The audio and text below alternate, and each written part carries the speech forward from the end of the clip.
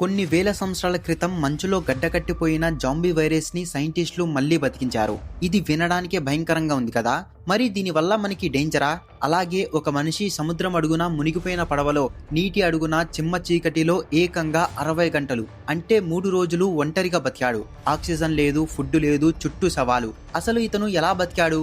General గా ఆకాశం నుంచి వర్షం పడుతుంది లేదా మంచు కురుస్తుంది, కానీ ఆకాశం నుంచి చేపల వర్షం పడటం మీరు ఎప్పుడైనా చూసారా? టైటానిక్ షిప్ మునిగిపోతున్నప్పుడు అందరూ చలికి గడ్డ కట్టిపోతే ఒక్కడు మాత్రం ఫుల్ గా మందు తాగి ఆ మత్తులోనే ప్రాణాలు కాపాడుకున్నాడు. పెప్సీ కంపెనీ దగ్గర ఒకప్పుడు సొంతగా యుద్ధ నౌకలు, సబ్మరైన్స్ ఉండి అది ప్రపంచంలోనే 6వ అతిపెద్ద మిలిటరీగా మారింది. ఇవే కాదు, ఇంకా ఇలాంటి చాలా ఇంట్రెస్టింగ్ ఫ్యాక్ట్స్ ఈ వీడియోలో ఇన్ డీటెయిల్ గా 1 by 1 తెలుసుకుందాం. వీడియోని స్కిప్ చేయకుండా లాస్ట్ వరకు చూడండి. అండ్ ఎండ్లో చూస్తే మీరు ఖచ్చితంగా షాక్ అవుతారు. లాస్ట్ వన్ ని మాత్రం అస్సలు మిస్ అవ్వకండి. So let us start our today's episode. Fact number 1. చిరుతపులి అనగానే మనకి స్పీడ్ గుర్తొస్తుంది. అది చాలా భయంకరమైన వేటగాడు అనుకుంటాం, కానీ నిజానికి చీతాలు చాలా భయస్థులు. అవి ఎంత సెన్సిటివ్ గా ఉంటాయంటే జూలో ఉంచినప్పుడు అవి విపరీతమైన స్ట్రెస్ కి గురవుతాయి. ఆ స్ట్రెస్ వల్ల అవి సరిగ్గా తినవు, ఎవరితో కలవవు, పిల్లల్ని కూడా కనవు. వాటికి సోషల్ యాంగ్జైటీ చాలా ఎక్కువ. అవి సింహాల్లాగా గర్జించలేవు, పిల్లుల్లాగా మియావ్ లేదా పక్షుల్లాగా చీర్పు సౌండ్ చేస్తాయి. దీనికోసం జూ కీపర్స్ ఒక అద్భుతమైన ఐడియా కనుక్కున్నారు. చీతాలకి ధైర్యం చెప్పడానికి వాటికి తోడుగా కుక్కల్ని పెంచుతారు. దీన్నే ఎమోషనల్ సపోర్ట్ డాగ్స్ అంటారు. ఒక చీతా పిల్లను మరియు కుక్క పిల్లను చిన్నప్పటి నుంచి కలిపి పెంచుతారు. కుక్కలు నేచురల్ గా చాలా కాన్ఫిడెంట్ గా ఉంటాయి. ఎవరైనా కొత్త మనిషి వస్తే కుక్కలు అరుస్తాయి, తోక ఊపుతాయి. అది చూసి చీతా, ఓహో ఆ కుక్క అంత రిలాక్స్ గా ఉందంటే ఇక్కడ ప్రమాదం ఏం లేదన్నమాట అని ఫీల్ అయ్యి అది కూడా రిలాక్స్ అవుతుంది. కుక్క దానికి ధైర్యాన్ని నేర్పిస్తుంది. అవి 2 బెస్ట్ ఫ్రెండ్స్ లాగా కలిసి ఉంటాయి, ఆడుకుంటాయి. ప్రపంచంలోనే ఫాస్టెస్ట్ యానిమల్ కి కూడా ఒక ఫ్రెండ్ అవసరం అన్నమాట. Fact number 2. కాకులు మన ఇంటి చుట్టూ కావు కావు అని అరుస్తుంటాయి. మనం వాటిని పెద్దగా పట్టించుకోం, కానీ కాకులకి మనుషుల ముఖాన్ని గుర్తుపట్టే ఫేషియల్ రికగ్నిషన్ శక్తి ఉందంటే మీరు నమ్ముతారా? మీరు ఎప్పుడైనా ఒక కాకిని కొడితే అది మిమ్మల్ని జీవితాంతం మర్చిపోదు. పైగా తన ఫ్రెండ్స్ ను కూడా పిలిచి మీ మీద అటాక్ చేస్తుంది. దీని మీద యూనివర్సిటీ ఆఫ్ వాషింగ్టన్ లో ఒక ఇంట్రెస్టింగ్ రీసెర్చ్ జరిగింది. సైంటిస్టులు ఒక ఎక్స్పెరిమెంట్ చేశారు. వాళ్ళు ఒక భయంకరమైన ముఖమున్న మాస్క్ వేసుకొని క్యాంపస్ లో కొన్ని కాకుల్ని పట్టుకొని వాటిని బంధించి కాసేపు తర్వాత వదిలేశారు.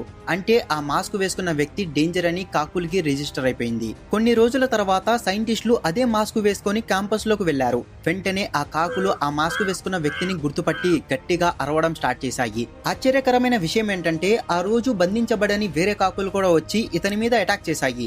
అంటే బంధించబడ్డ కాకులు మిగతా కాకులకి రే ఆ మాస్క్ వేసుకున్న వాడు డేంజర్ రా అని ఇన్ఫర్మేషన్ పాస్ చేసుకున్నాయన్నమాట.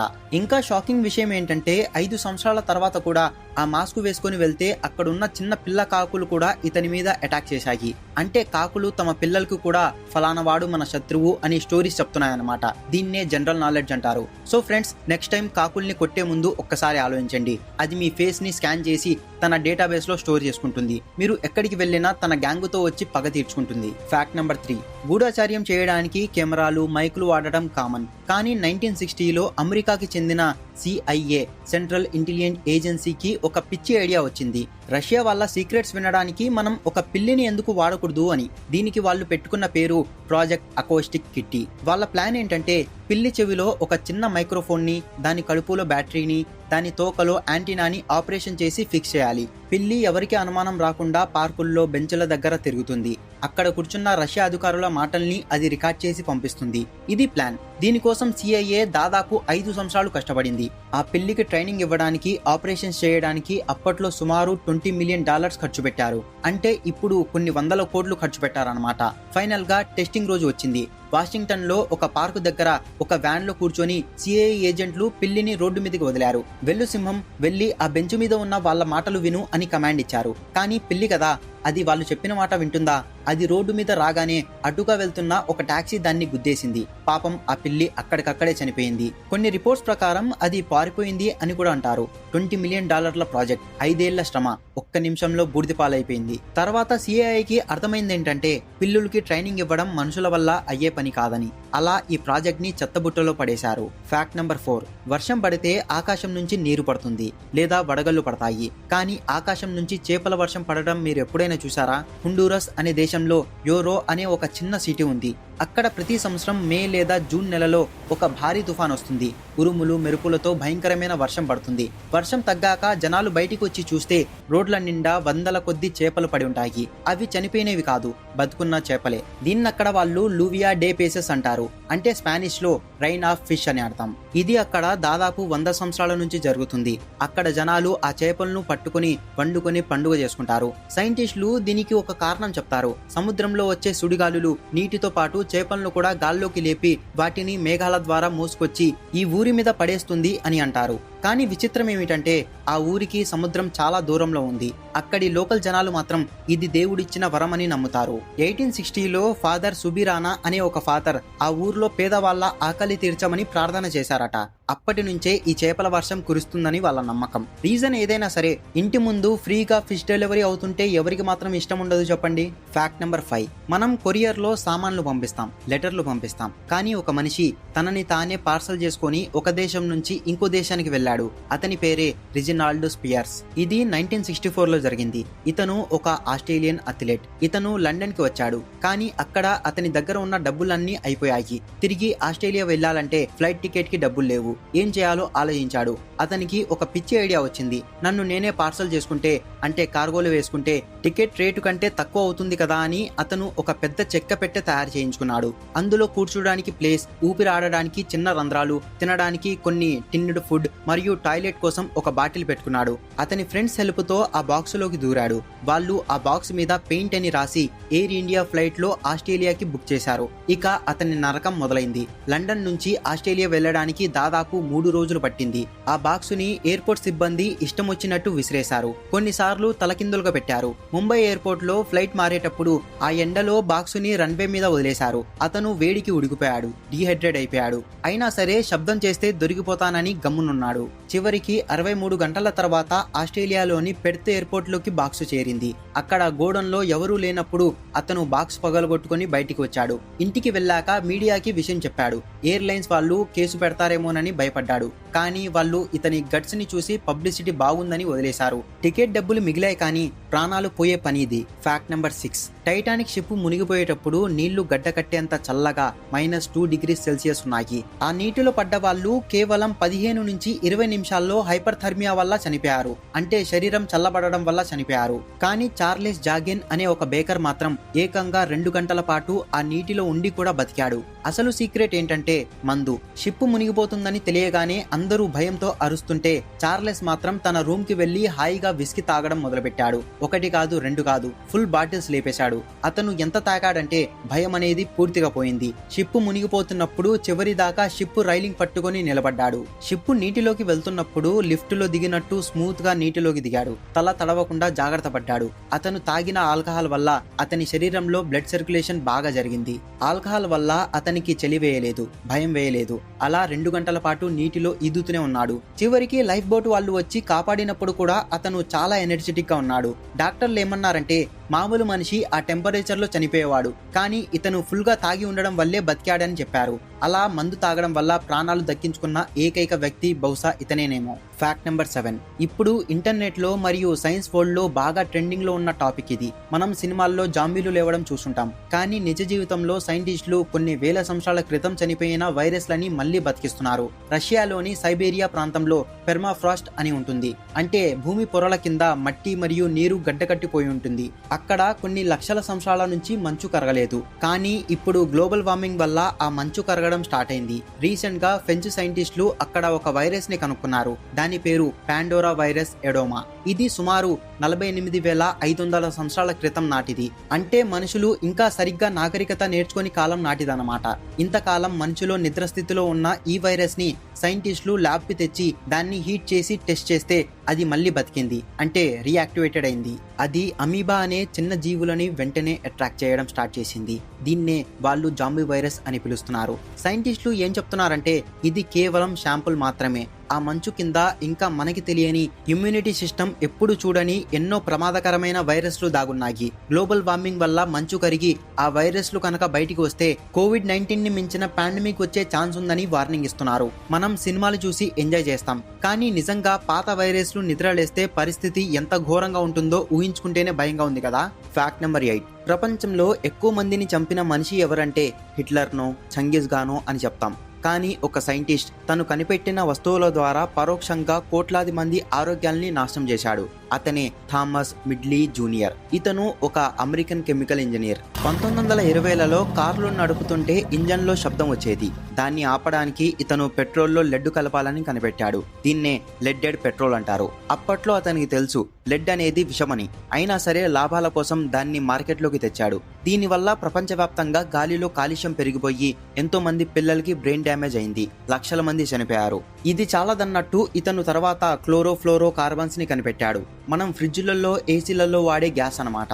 దీనివల్ల ఓజోన్ లేయర్ కి చిల్లు పడుతుందని తర్వాత తెలిసింది. అందుకే ఒక హిస్టారియన్ ఇతన్ని the organism that had the most negative impact on the atmosphere అని అన్నాడు.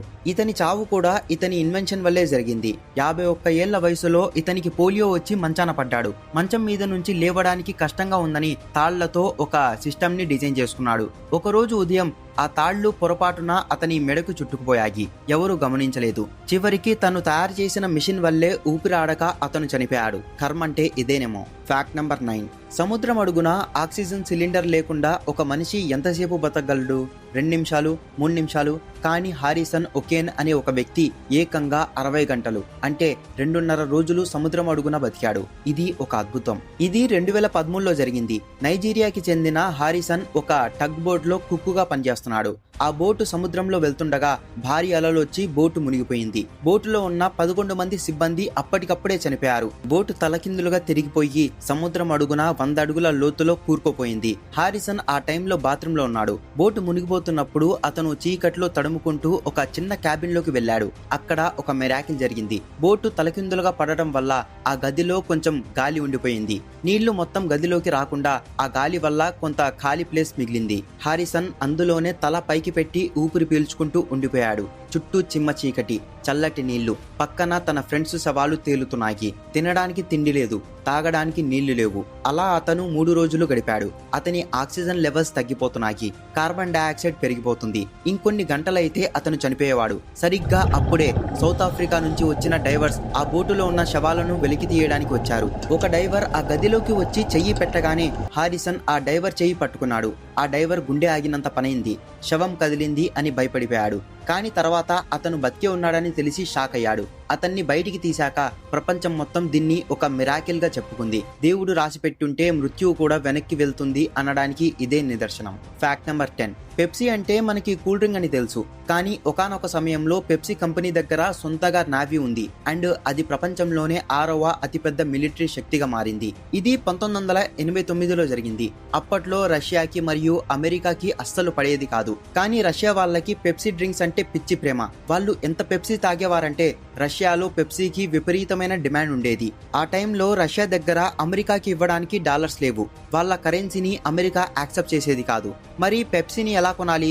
రష్యా గవర్నమెంట్ పెప్సీ కంపెనీతో ఒక డీల్ మాట్లాడింది. మా దగ్గర డబ్బులు లేవు, కానీ యుద్ధ నౌకలు ఉన్నాయి, మీకు అవి ఇస్తాం, మాకు పెప్సీ ఇవ్వండి అని ఆఫర్ ఇచ్చింది. పెప్సీ వాళ్ళు సరే అన్నారు. అలా రష్యా వాళ్ళు పెప్సీ కంపెనీకి 17 సబ్మెరైన్స్, ఒక క్రూజియర్, ఒక ఫ్రీగేట్ మరియు ఒక డిస్ట్రాయర్ షిప్ ని ఇచ్చారు. దీంతో ఒక్కసారిగా పెప్సీ కంపెనీ దగ్గర ఒక చిన్న దేశానికి సరిపడా మిలిటరీ ఫోర్స్ వచ్చేసింది. పెప్సీ సీఈఓ అమెరికా గవర్నమెంట్ తో జోక్గా అన్నాడు, మీకంటే ముందు మేము రష్యాని నిరాయుధాల్ని చేస్తున్నామని. తర్వాత పెప్సీ వాళ్ళు ఆ షిప్స్ ని స్క్రాప్ కింద స్వీడన్ కి అమ్మేసి డబ్బులు చేసుకున్నారు. Fact number 11.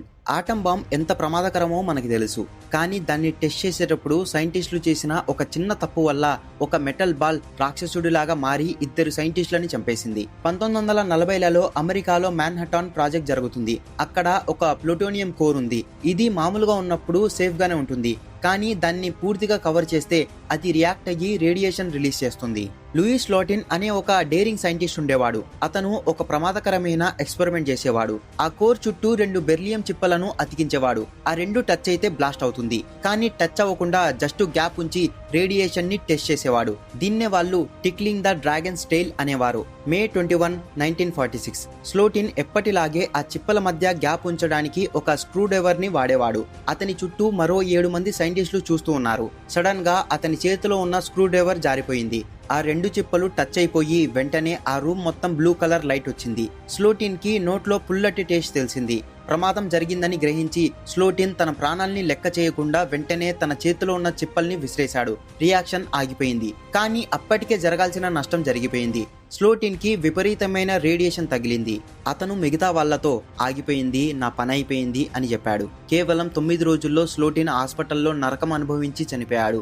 అతని డిఎన్ఏ మొత్తం ముక్కలైపోయింది. ఆ ఒక్క సెకండ్ స్క్రూ డ్రైవర్ జారడం వల్ల అతని ప్రాణం పోయింది. అందుకే దానికి డెమోన్ కోర్ అని పేరు పెట్టారు. సైన్స్ తో ఆటలాడితే అది ఎంత క్రూరంగా ఉంటుందో దీన్ని బట్టి తెలుస్తుంది. Fact number 12. ఇప్పుడు మనం మిసైల్స్ ని గైడ్ చేయడానికి GPS, కంప్యూటర్స్, కెమెరా సెన్సార్స్ ని వాడుతున్నాం. కానీ 2వ ప్రపంచ యుద్ధం టైంలో అమెరికా సైంటిస్ట్ BF స్కిన్నర్ ఒక వింత ఐడియా ఇచ్చాడు.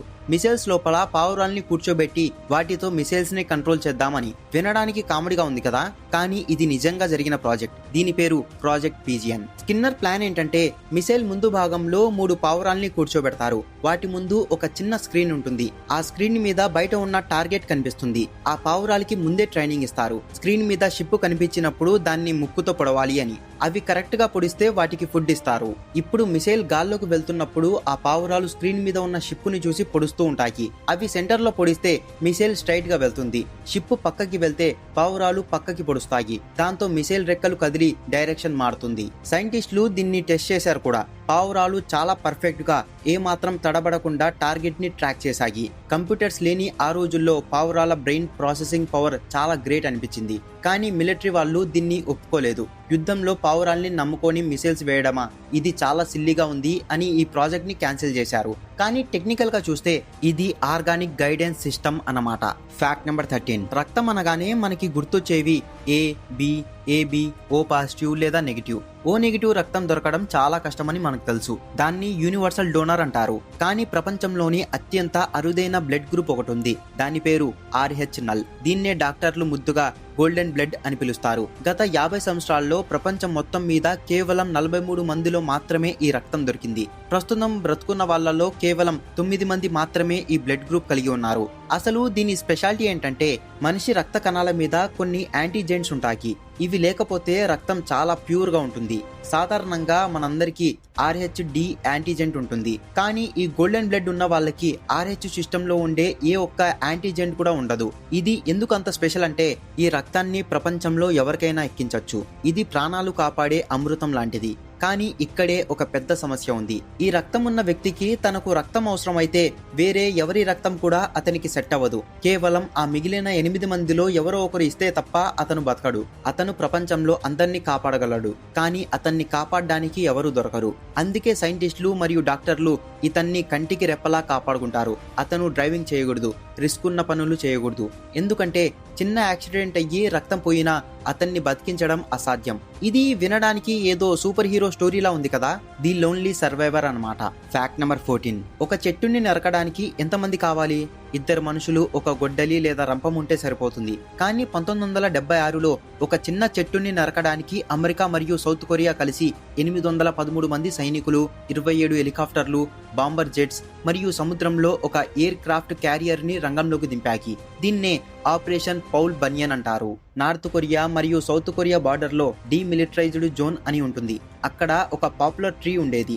అది సైనికుల అబ్జర్వేషన్ పోస్ట్ కి అడ్డంగా ఉందని దాన్ని ట్రిమ్ చేయడానికి 2 అమెరికన్ ఆఫీసర్లు వెళ్లారు. కానీ నార్త్ కొరియా సైనికులు అక్కడికి వచ్చి మా లీడర్ కి ఇష్టమైన చెట్టిది, దీన్ని ముట్టుకోవద్దు అని గొడవపడ్డారు. మాట పెరిగి నార్త్ కొరియా వాళ్ళు గొడ్డలితో దాడి చేసి 2 అమెరికన్ ఆఫీసర్లను చంపేశారు. దీంతో అమెరికాకి చెర్రెత్తుకొచ్చింది. మా ఆఫీసర్లని చంపేస్తారా? ఆ చెట్టుని మామూలుగా నరకూడదు, ప్రపంచం భయపడేలా నరకాలి అని డిసైడ్ అయ్యారు. 3 రోజుల తర్వాత ఆపరేషన్ స్టార్ట్ అయింది. ఆ చెట్టుని నరకడానికి 2 ఇంజనీర్లు వెళ్లారు. కానీ వాళ్ళకి రక్షణగా ఆకాశంలో B-52 బాంబర్లు ఎగురుతున్నాయి. F-111 జెట్స్ చక్కర్లు కొడుతున్నాయి. సముద్రంలో USS మిడ్వే అనే ఒక భారీ యుద్ధ నౌక రెడీగా ఉంది. బార్డర్ లో వేల మంది సైనికులు గన్ను పట్టుకుని రెడీగా ఉన్నారు.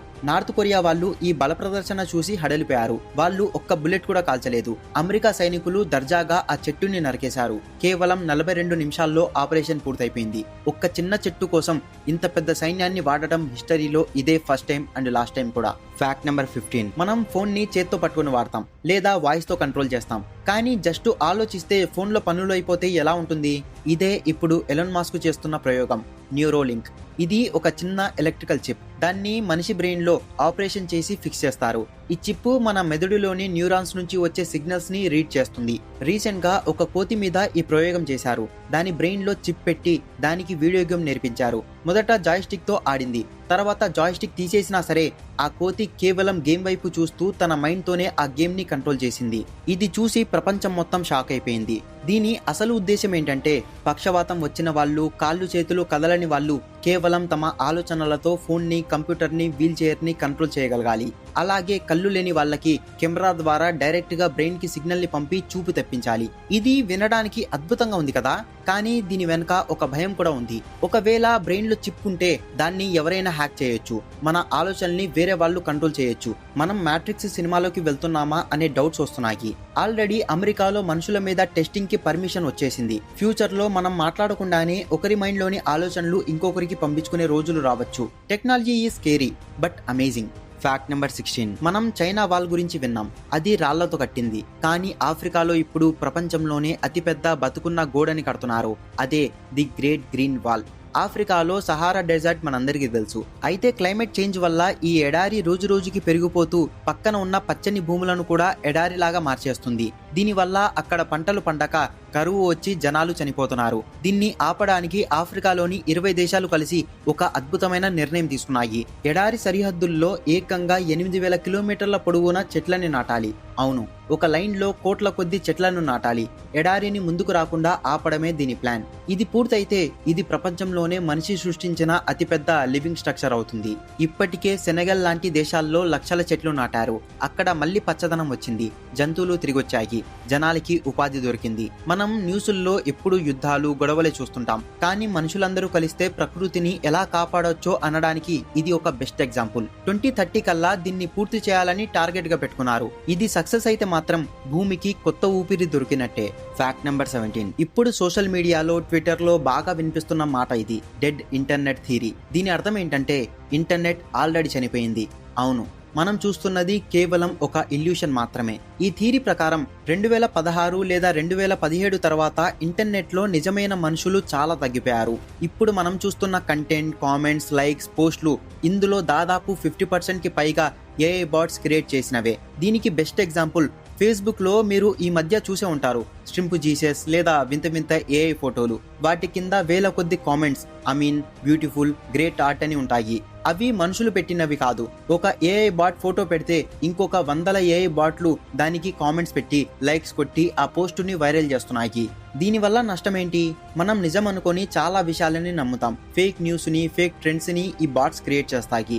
ఒక ప్రొడక్ట్ బాగోకపోయినా సూపర్ ప్రొడక్ట్ అని వేల రివ్యూలు రాసి మన చేత కొనిపిస్తాయి. పొలిటికల్ గా మన ఒపీనియన్ ని మార్చేస్తాయి. రీసెంట్ గా ఎలాన్ మస్క్ ట్విట్టర్ ని కొన్నప్పుడు కూడా ఇదే అన్నాడు, ట్విట్టర్ లో మనుషుల కంటే బాట్స్ ఎక్కువ ఉన్నాయని. ఇప్పుడు ChatGPT లాంటి టూల్స్ వచ్చాక ఒక బాట్ ని మనుషులలాగా మాట్లాడడం చాలా ఈజీ అయిపోయింది. ఫ్యూచర్ లో మనం ఇంటర్నెట్ లో ఎవరితో చాట్ చేస్తున్నామో అది మనిషో లేక మెషినో కనిపెట్టడం అసాధ్యమైపోతుంది. సో ఫ్రెండ్స్, నెక్స్ట్ టైం మీరు సోషల్ మీడియాలో ఏదైనా వైరల్ అవుతుంటే అది నిజంగా మనుషులకు నచ్చి వైరల్ అవుతుందా లేక బాట్స్ చేశాయా అని ఒక్కసారి ఆలోచించండి.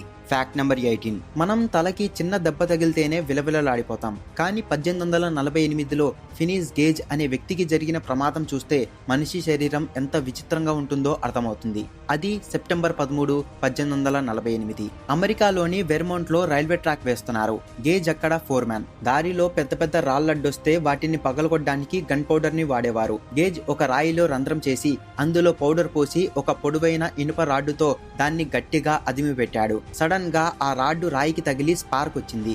ఆ గన్ పౌడర్ ఒక్కసారిగా పేలింది. ఆ ఫోర్స్ కి ఆ ఇనుప రాడ్డు బుల్లెట్ లాగా దూసుకొచ్చి గేజ్ ఎడమ దవడ కింద నుంచి లోపలికి వెళ్లి అతని ఎడమ కన్ను వెనక నుంచి బ్రెయిన్ ని చీల్చుకుంటూ తల పై భాగం నుంచి బయటికి వచ్చేసింది. ఆ రాడ్డు వెళ్లి 80 అడుగుల దూరంలో పడింది. మామూలుగా అయితే ఆ స్పాట్ లోనే ఎవరైనా చనిపోతారు, కానీ మిరాకిల్ ఏంటంటే గేజ్ చనిపోలేదు. అంత రక్తం పోతున్నా సరే అతను లేచి నడిచాడు. బండెక్కి డాక్టర్ దగ్గరికి వెళ్ళాడు. డాక్టర్ ని చూసి, doctor here is business enough for you అంటే, డాక్టర్ గారు మీకు బోలెడంత పని దొరికింది అని జోక్ చేశాడు. డాక్టర్లు అతన్ని బతికించారు. కానీ అసలు ట్విస్ట్ ఇక్కడే ఉంది. గేజ్ బతికాడు, కానీ అతని వ్యక్తిత్వం పూర్తిగా మారిపోయింది. ప్రమాదానికి ముందు అతను చాలా పద్ధతిగా బాధ్యతగా ఉండేవాడు, కానీ బ్రెయిన్ లోని ఫ్రంటల్ లోబ్ డ్యామేజ్ అవ్వడం వల్ల అతను చిన్న పిల్లాళ్లా కోపిష్టిలాగా మారిపోయాడు. బూతులు తిట్టేవాడు, జంతువులతో గొడవ పడేవాడు. అతని ఫ్రెండ్స్ ఇతను మా పాత గేజ్ కాదు అనేవారు. ఈ సంఘటన వల్లే డాక్టర్లకి మొదటిసారి తెలిసింది, ఓహో బ్రెయిన్ లో ఒక్కో భాగం ఒక్కో పని చేస్తుందా, పర్సనాలిటీ అనేది బ్రెయిన్ కి సంబంధించిందా అని. న్యూరో సైన్స్ కి పునాది వేసిన సంఘటన ఇది. Fact number 19. మనం ఎప్పటి నుంచో ఏలియన్స్ ఉన్నాయా అని వెతుకుతున్నాం. మరి ఒకవేళ ఏలియన్స్ కి మనం దొరికితే వాళ్ళకి మన గురించి ఎలా చెప్పాలి?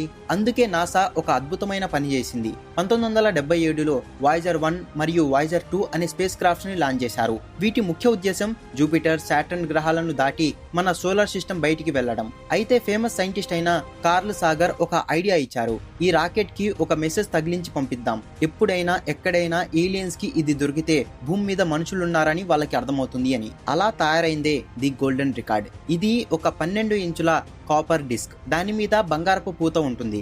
ఇది కొన్ని కోట్ల సంవత్సరాలైనా కూడా పాడవదు. ఇందులో ఏమున్నాయో తెలుసా?